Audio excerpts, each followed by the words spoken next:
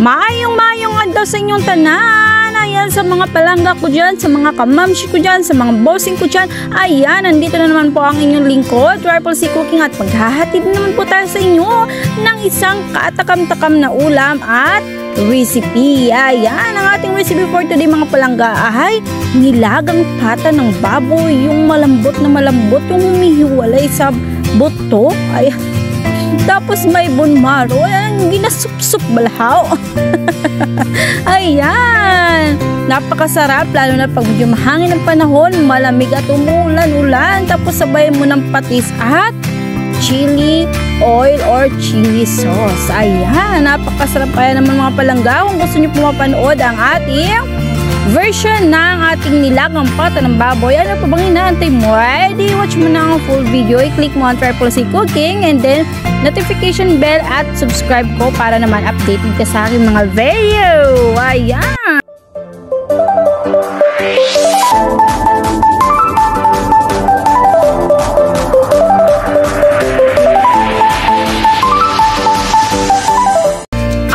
Palangga, tayo na po't magluto ng ating masarap na sinabawang pata ng baboy. Ayan, di ba? Batang-bata kasi bata ko, char. Syosa. Ayan, di ba? Napaka-fresh ng ating pata ng baboy. Ayan ang ating sangkalan. At syempre yung ating patatas, balatan po natin ang mga palangging. Ayan, isa lang po ang inilagay ko kasi kapag marami, hindi naman masyadong nakakain ng mga bata. Hindi ako masyadong mahilig sa patatas mga palangga. Yun, kaya isa lang ang nilagay ko. Ayan, hiwain lang po natin yan. Ayan, ganyan. Yun, o, 4 na party lang mga palanggi. Mga bossing ko charm. Ayan, o diba? O, tapos na agad-agad. At iset aside po natin yung mga palangga at syempre lagyan po natin ng tubig para hindi po mangitim. At ayan po ang ating cute na repolyo, di ba? Ang cute, saktong-sakto lang. Oh. Ayan. At tanggalin natin syempre yung matigas. Oh. Oh. Alang naman, ibutang mo na di katiga eh. Ayan na. Oh, di ba? Ang cute, saktong-sakto lang. Swak ito pang yung mga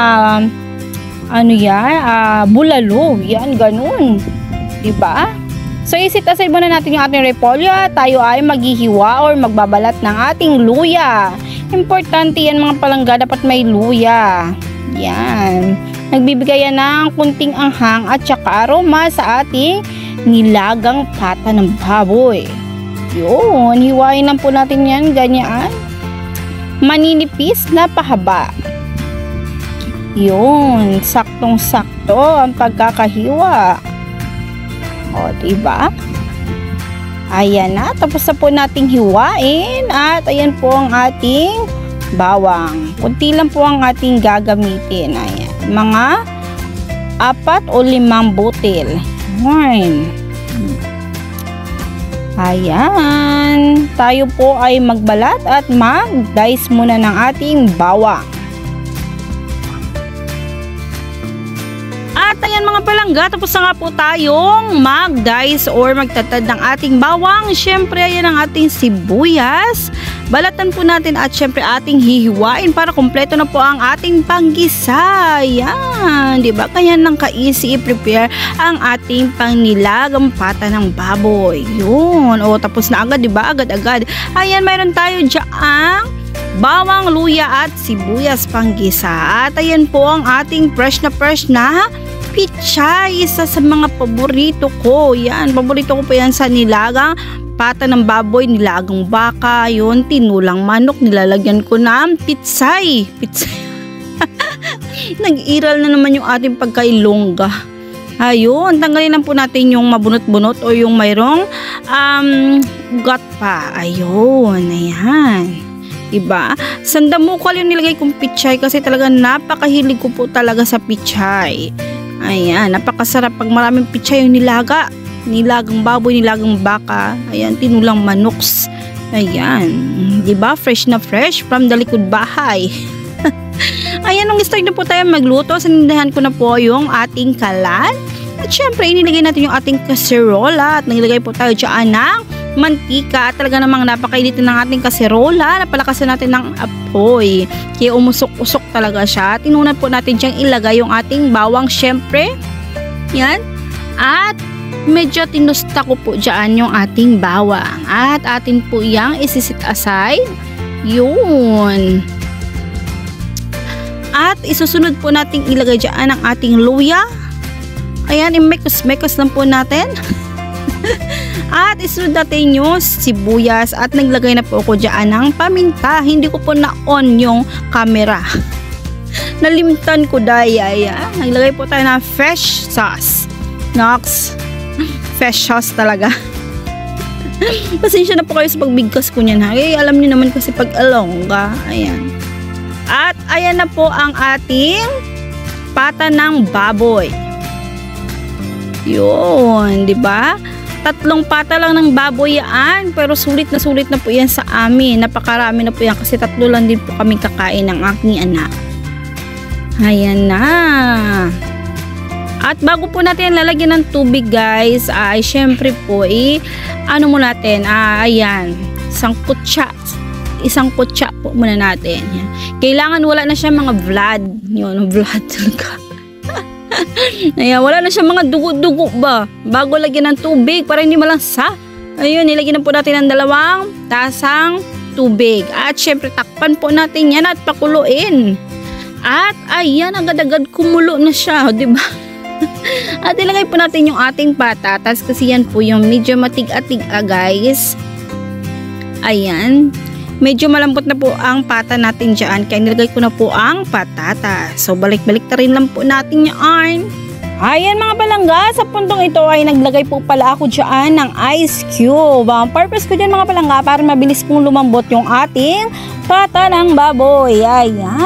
At agad-agad talaga namang kumulo na siya agad-agad. At chinig po natin, ayan. At malambot na po yung ating pata ng baboy. Kaya naman ilalagay na po natin dyan ang ating cute na repolyo or cabbage. Ayan. And then i-press-press lang po natin yan mga palangga para mabilis na maluto. Naglagay po ako dyan ng pork cubes 2. Yun, and then mekos-mekos lang natin yan or halu-haluin hanggang sa maluto yung ating mga gulay. Ayun, at naglagay po tayo dyan ng Knorr liquid seasoning. Nagdidagdag ng extra flavor at aroma sa ating mga lutuin. Kaya naman, Knorr, baka naman, char. At ayan na nga po ang ating sandamukal na paboritong pitsay. Naks, pitsay talaga. Ilongga kagid daya imong accent ba. Ayan ang ating pitsay na paborito ko. Ayan. Press lang natin yung mga palangga. At banli-banlian natin ng sabaw ng ating pata or nilagang pata. O diba? Alam niyo po ba na gusto ko sa nilagang pata ng baboy ay yung pichay ay ano lang, half cook lang. Ayan, para malutong-lutong pa yung kanyang tangkay, di ba? Ayan na, goods na kuno silang sang akong kamot. Kaya naman magpe-presentation na tayo mga palangga, magpa-platter na naman tayo. Ayan, Diyos ko Lord, nakitang-kita naman ang bone marrow. O, di ba? Lamig kayo, guys. Ay, nakapoy ko magdaldal, uy. Ayan na. So, mag-arrange na naman tayo ng ating mga gulay. Ayan. Saktong-sakto lang pagkakaluto ng pichay, di ba? Malutong-lutong pa yan. Siyempre yung ating patatas. Yun. Sobrang lambot. Medyo nadurog-durog ng iban. Ayan. Ang ating sabaw. Diba? Yan talaga yung pag nilagang baka, dapat yung sabaw masarap at malinamnam, saktong-sakto sa timpla at swak na swak sa panahon na medyo maulan-ulan at mahangin. Kagaya ngayon dito sa amin, medyo nag-aambon-ambon at mahangin. Yun, swak na swak pag pinisaan mo yan ng sili. Naku, dapat may sinaing ka na 1 kilo. Dahil napaparami ka ng kain pag ganito ang inyong mga ulam, di ba? Ayan, nakakatakam yung sabaw, napakalinamnam. Yun, ayan na siya guys. Alam niyo ba, yung gusto ko sa pata ng baboy, yung kanyang balat, sa balat ng pata, yan yung nag-kunat-kunat. Ay, yung parang nakunat-kunat siya, ang sarap. Tapos malambot na malambot. Ay, at saka inilagay na nga po natin dyan yung ating pinustang bawang kanina. At syempre, hindi mawawala yung patis. Tapos lagyan natin syempre yan ng chili oil or chili sauce. Ay, lamya kayo. Tignan ko lang talaga kung hindi ka pagpapawisan pag ganito ang ulam mo. Diba? Ayan, napakasarap. Kaya naman mga palangga, kung gusto nyo pong mapanood ang version ng aking pagluto ng nilagang pata ng baboy, ano pa bang inaantay mo? Subscribe mo na aking YouTube channel and then i-click mo na yung notification bell para updated ka sa aking mga uploads. Ayan, thank you so much po mga palangga. Bye-bye!